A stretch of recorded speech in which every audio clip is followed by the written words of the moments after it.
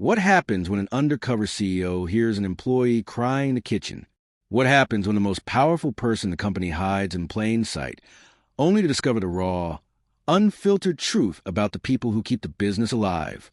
This is a story about secrets, pain, and the unexpected moments that change everything forever.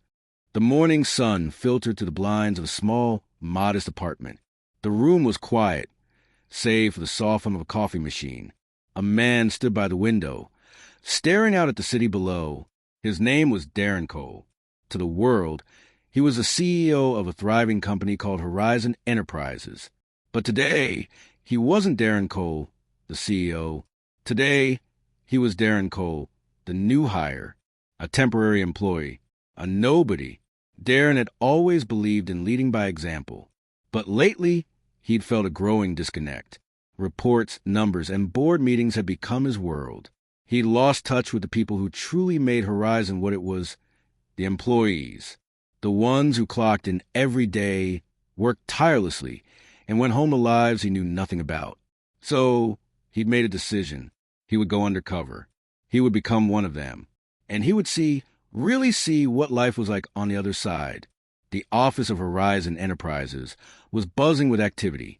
Phones rang, keyboards clattered, and voices filled the air.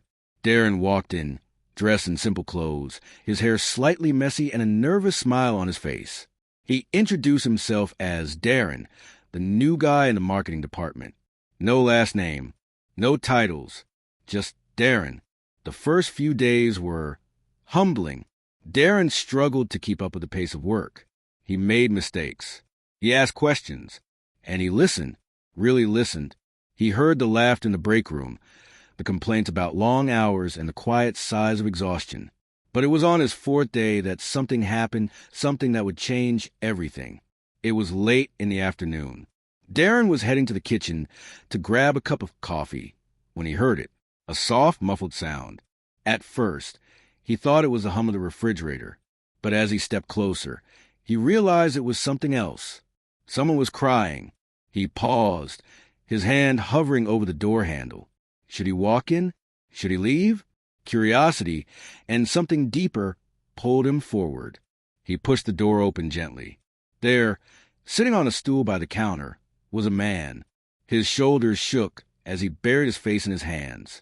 A half-empty cup of coffee sat in front of him, steam rising into the air. Darren recognized him. It was Tyler, one of the junior designers. A quiet, hard-working guy who always seemed to have a smile on his face. But not today. "Hey," Darren said softly, closing the door behind him. "Are you okay?" Tyler looked up, startled. His eyes were red, his face pale. He quickly wiped his tears and forced a smile. Yeah, I'm fine. Just a rough day, you know?" Darren hesitated. He could tell Tyler was lying, but he didn't push. Instead, he grabbed a cup of coffee and sat down beside him. "Rough days suck," he said simply. "Want to talk about it?" For a moment, Tyler just stared at him. Then, slowly, the words began to spill out. "It's just everything," he said, his voice trembling. "The bills, the deadlines, the pressure. I'm trying so hard, but it feels like I'm drowning. And today I got a call from my dad's doctor. He's sick, really sick, and I don't know how I'm going to afford the treatments. I don't know what to do." Darren's heart ached as he listened. He'd never seen this side of Tyler before. The happy-go-lucky guy who always cracked jokes in meetings was gone. In his place was someone broken, someone scared, and it hit Darren hard. This was a reality for so many of his employees. Lives filled with struggles he knew nothing about. Over the next few days, Darren found himself drawn to Tyler. He offered to help with his workload, stayed late to finish projects, and even lent him a small amount of money, disguised as a bonus from the company. But it wasn't enough. Darren knew he had to do more. One evening, as they sat in the kitchen again, Darren decided to come clean. "Tyler," he said, his voice steady, "there's something I need to tell you. I'm not who you think I am." Tyler frowned. "What do you mean?" Darren took a deep breath. "I'm not just Darren from marketing. I'm Darren Cole, the CEO of Horizon." Tyler's eyes widened. For a moment, he just stared at Darren. disbelief written all over his face. Then, slowly, he began to laugh. It wasn't a happy laugh.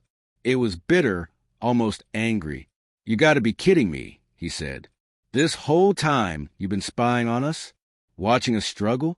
What? Was this some kind of experiment?" "No," Darren said quickly. "It wasn't like that. I wanted to understand. I wanted to see what life was really like for the people who work here. And now that I know, I want to make things better. For you, for everyone."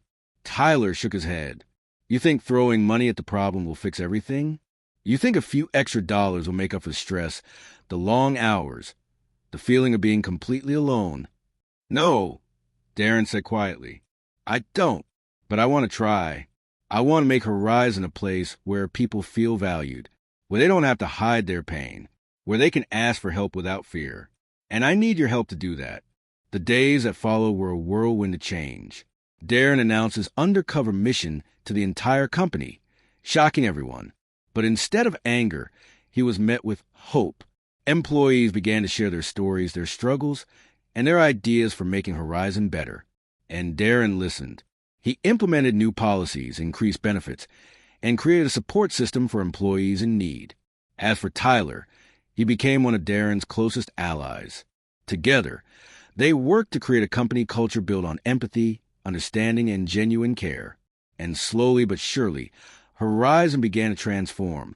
The story ends with Darren standing in the kitchen once again, this time as himself.